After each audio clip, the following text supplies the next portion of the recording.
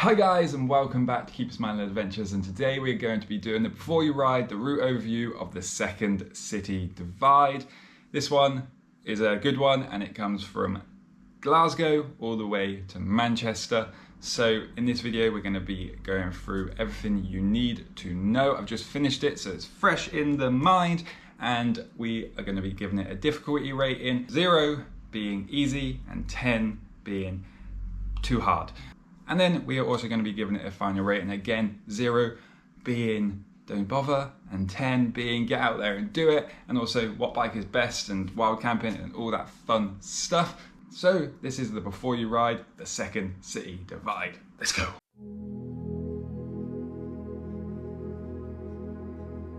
The second city divide is a bikepacking route from Glasgow in Scotland to Manchester in England. This route is 360 miles or 500 kilometers long, taking anywhere from 3 days to a week. This route will take you on an adventure along quiet country lanes, bridleways, old drove roads, and through many a wind farm along the way. This ride has lots of opportunities to stop and relax and enjoy the views or take a dip in a river, with some of the best gravel tracks you will find in England and Scotland. Steep climbs, fast descents, and for the most part, a really nice flowy route. This route, although does have some rough terrain, it is mostly on country lanes or paved surfaces, or well-maintained gravel tracks. As this route doesn't follow any one particular trail, you will want to have a GPS unit for mapping. You will also need to be able to physically lift your bike up on a couple of sections of this route, as there were some locked gates, and be prepared to ride on a few sections of potentially busy roads for short periods of times.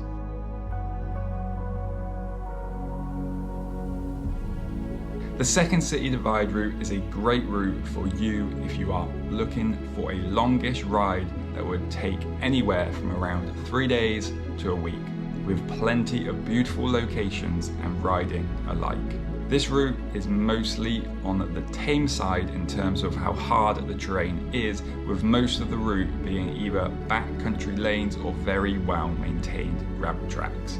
But towards the end of this route it does start to get a little bit harder and rougher, so expect a little bit of hiker bike, but overall not too much. If you are looking for a perfect reason to get out for an adventure on your gravel bike, then this route is going to be a great reason for that, as this route takes you on some real, and I mean real, gravel tracks, smooth, endless gravel with some epic views.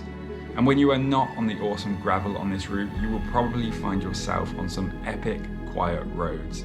This route does a great job of keeping you quite far away from any well-populated places, minus a couple places. For the most part of your day, the busiest place you might see is a little village pub.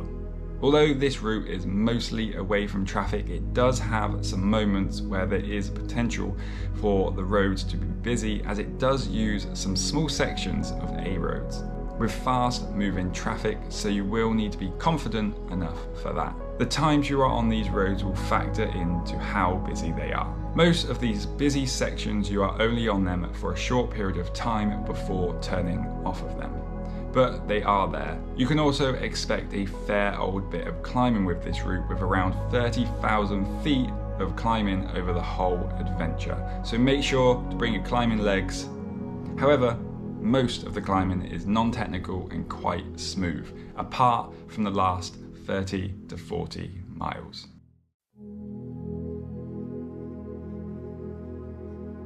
The best bike for this route is a gravel bike with 38mm tyres or bigger, as this route is mostly on smooth surfaces. You will be wanting some pretty fast rolling tyres.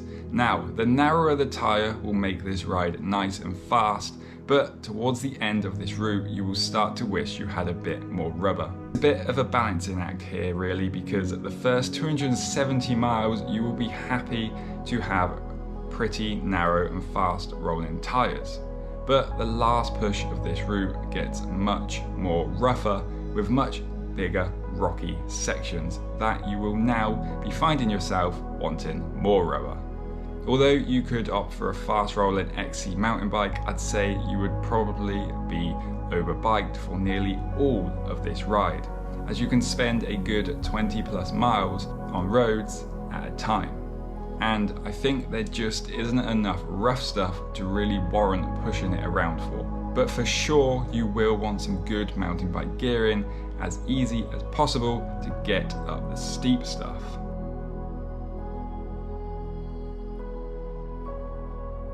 Wild camping along this route is pretty straightforward, especially for the first part in Scotland, as wild camping is mostly allowed.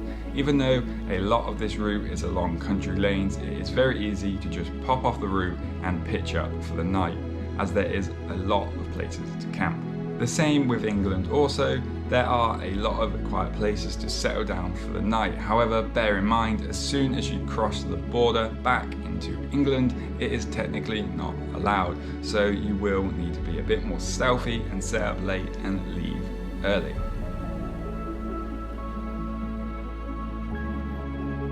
The second city divide is a well-connected route.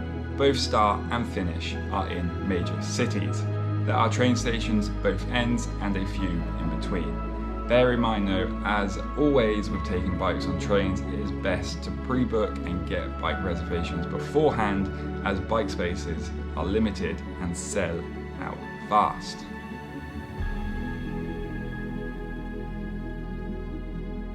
The overall difficulty of this route isn't too hard, with it mostly consisting of well-maintained gravel tracks and paved country lanes. However, there are a few sections that become a bit more rough and tricky to ride on a gravel bike. There is also a lot of climbing on this route, so a high level of fitness is required. This route also keeps you away from quite a few of the more populated areas, making it a little harder to find supplies if need be. So the overall difficulty for this route, I will give it a 7 out of 10, mostly based on the length and elevation and the fact it stays quite far away from populated areas for the most part. If I was just basing it off the technicality of the terrain, I'd probably only give it a 4 or a 5, apart from maybe the last 100 miles where things get a lot more harder and grindy and slow going.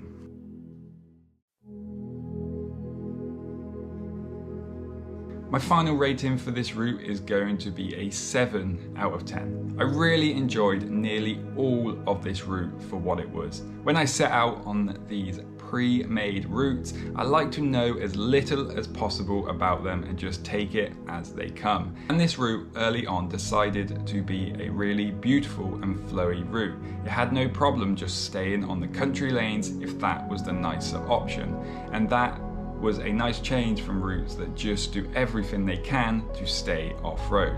There is nothing wrong with either way, but it was clear to me that the second city divide had made the choice early on that it was just going to ride the nice and flowy stuff. My only gripe with this route was towards the end. It just seemed to give up on that idea and ended up taking you all over the rough stuff. And to be honest, after it was over, it felt like, why? Don't get me wrong, some of the rough sections were worth traversing, but I'd say in the last 50 miles, when you just want a nice end to the adventure and for things to start settling down, it decided to ramp up the difficulty in a way that just felt a bit tedious and left me with the feeling of being completely over it now. And that is why I knocked it down from an 8 to a 7. Right guys, so there we have it. There is the before you ride the second city divide. Absolutely great adventure, apart from them last sort of 50 miles. They were just grindy, horrible, and just wanted to get to the end at that point. Definitely a great route and a great ride. So it's definitely, I think it's definitely one to go and check out at some point, especially if you've got that nice shiny new gravel bike. It's definitely perfect for that. So guys, if you enjoyed this video and you found it helpful, give it a thumbs up and consider subscribing to the channel. And until next time, keep smiling, enjoy the adventure.